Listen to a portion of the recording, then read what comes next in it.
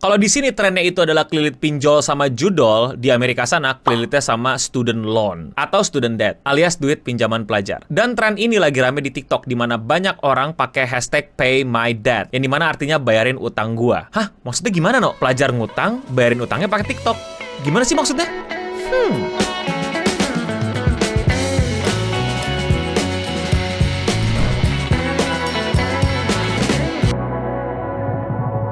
Pay My Debt adalah tren yang lagi rame banget di TikTok dan banyak banget akun-akun TikTok ini bikin konten serupa. Yang biasanya kontennya itu berisi ya berapa banyak jumlah utangnya dan kapan dia mesti bayar utangnya. Proves that we can all come together, help each other with zero money, zero effort, and very little time.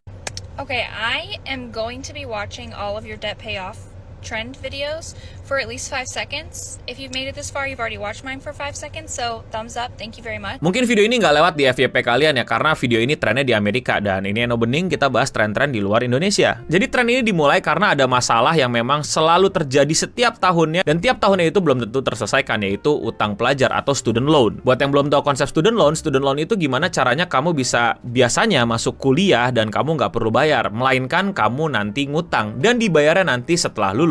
Program ini tadinya dibuat sama Amerika di tahun 90-an, itu tujuannya memang untuk memperbanyak anak-anak itu bisa S1 tanpa harus nunggu modal dulu. Yang dimana memang pada kenyataannya orang-orang yang punya gelar S1 gajinya jauh lebih gede, bisa mendapatkan pekerjaan yang lebih layak, jadi ekonominya bisa diperbaiki. Tapi masalahnya kuliah S1 itu nggak gratis dan mahal. Apalagi kalau kita ngomongin Amerika. Sekali lagi diingat, saya sedang ngomongin Amerika. Jadi karena biaya kuliahnya makin mahal, tapi kebutuhan industri terhadap S1 itu makin banyak, tapi nggak banyak household di Amerika atau rumah tangga di Amerika itu mampu menyekolahkan anaknya sampai S1, akhirnya pemerintahannya punya niat baik yang emang bener baik, yaitu adalah ngasih pinjaman ke orang-orang yang pengen S1. Jadi kamu kuliah aja S1 dulu, nanti dibayarkannya pas kamu udah lulus dan mendapatkan pekerjaan, dan dibayarnya dicicil dari gaji kamu melalui ya sistem pajak kalau nggak salah atau gimana, pokoknya dipotong lah. Secara konsep besar, student loan di Amerika ini sangat-sangat bagus dan pada saat itu bagus. Tapi tiba-tiba karena makin nggak kekontrol, sistemnya nggak diupdate, dan kayaknya emang ekonomi Amerika makin nggak baik-baik aja, student loan di Amerika ini bukan jadi hal yang membantu, malah menjadi hal yang sangat menyusahkan. Karena apa ya tadi? Satu, biaya pendidikannya makin naik. Kedua, gaji orang tuanya nggak makin naik. Ketiga, nah ini yang kocaknya, orang tuanya yang sekarang mesti bayarin anaknya itu juga masih kena student loan atau masih punya utang-utang di tempat lain. Jadi makin kejepit tuh ekonomi keluarga-keluarga di Amerika dan makin susah untuk ngurusin student loan, apalagi untuk anaknya yang baru. By the way, mungkin teman-teman yang udah research, yang udah ngikutin langsung atau bahkan sampai bikin paper, silakan koreksi atau tambahkan informasinya di kolom komentar di bawah ya, biar jauh lebih lengkap dan mungkin bisa jadi membantu video ini jadi makin banyak argumen yang bisa dibaca sama teman-teman di bawah ya. Tapi lapangan pekerjaan yang pasti mau banyak orang itu S1,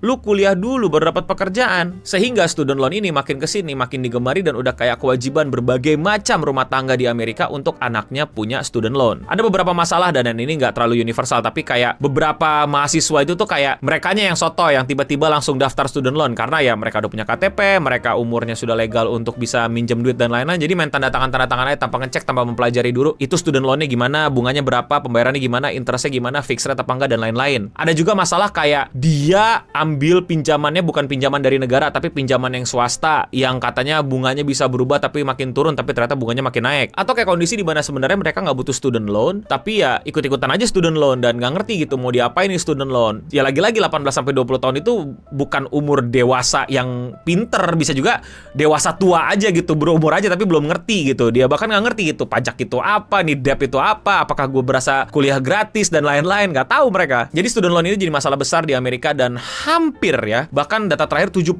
ya, 70% mahasiswa di Amerika itu menggunakan student loan. Nah, mereka ini biasanya sadar pada saat mereka lulus, oh kok tiba-tiba gue mesti bayar utang, oh kok tiba-tiba gue mesti bayar bunga, oh kok tiba-tiba ternyata gue mesti gaji gue dipotong dan lain-lain. Itu kalau misalnya udah dapat pekerjaan. Kalau belum dapat pekerjaan, biasanya yang ketarik adalah duit keluarganya, duit orang tuanya. Nah, ini juga nih ada satu hal yang mungkin kelupaan dan pengen gue mention, yaitu di mana beberapa orang itu yang pakai student loan itu tuh sebenarnya nggak cocok kuliah gitu. Jadi secara ekonomi kayaknya nggak bakal survive dia gitu untuk kuliah dengan hutang sebanyak ini. Jadi ya emang nggak buat semua orang, tapi dia tetap maksain dirinya untuk kuliah dan sistem pengawasannya kayak longgarin gitu. Kayak ini orang nggak bakal bayar, tapi kayak nggak apa-apa, ya udahlah gas aja gitu. Tapi tinggal dipaksa bayar, kayak pinjol gitu. Udah tahu dia nggak bisa bayar, dikasih pinjaman terus diteror gitu. Kurang lebih kayak gitu, tapi beda kalau di Amerika ya. Nanti bukan diteror, tapi ya kayak di auto debit atau gimana, pokoknya ditarik duitnya yang dimana mungkin bayar bunganya aja nggak bisa gitu. Jadi ngerti kan, secara ekonomi aja nih keluarga keluarganya kayaknya nggak cocok untuk ambil pinjaman, tapi kok diain gitu. Jadi secara sistem ngaco. Dan setiap jenis student loan beda-beda ya, tapi kurang lebih 2 gitu, yang dari pemerintah sama yang swasta, dan swasta ini ada banyak lainnya dan beda-bedanya. Nah, sudah paham kan student loan kayak gimana, dan tadinya bagus dan emang penempatannya dan niatannya untuk hal yang bagus, cuman sayang ternyata pas eksekusi dan makin kesini makin nggak jelas sistemnya, makin banyak perubahan-perubahan yang merugikan si peminjam. Sehingga akhirnya banyak sekali anak muda Amerika itu terlilit utang bahkan sebelum kerja. Yang dimana akhirnya mereka menemukan sebuah glitch kayaknya nih di The Matrix yang bisa mereka manfaatkan, yaitu TikTok. Buat kalian yang belum tahu, TikTok di Amerika itu bisa dapat duit kayak YouTube Short, dan sayangnya itu cuma terjadi di Amerika. Yang dimana kalau kalian bikin video dan viewsnya banyak, kalian bisa dapat duit. Ya nggak sebanyak AdSense, tapi lumayan. Nah, tadinya tuh orang-orang gimana caranya semangat jadi kreator yang terpilih, bikin konten-konten yang menarik, bikin konten-konten yang nantinya bakal trending, viral, viewsnya banyak, sehingga dapat duit dari TikToknya juga banyak. Nah, ini beda karena punya keresahan yang sama, punya permasalahan yang sama, dan musuh bersama. Jadi bikin tren tuh orang-orang itu. Ya kita bukan kreator besar, tapi kita bisa saling support dengan mungkin sub versus sub zaman dahulu, inget gak lo? Kayak gue subscribe lu terus lu subscribe gue balik gitu. Tapi ini watch to watch kayaknya. Jadi dimana para teman-teman yang kena student loan ini bikin konten sederhana panjang lebih dari 1 menit, karena salah satu requirement-nya kalau misalnya lu pengen dapat duit mesti 1 menit lebih. Itulah kenapa akhir-akhir ini TikTok sering encourage kalian untuk bikin konten 1 menit lebih. Terus ditonton deh videonya, mau videonya jelek, kurang menarik dan lain-lain, tapi ditonton at least sampai habis, sehingga ya kayak so for sub gitu. Ini watch for watch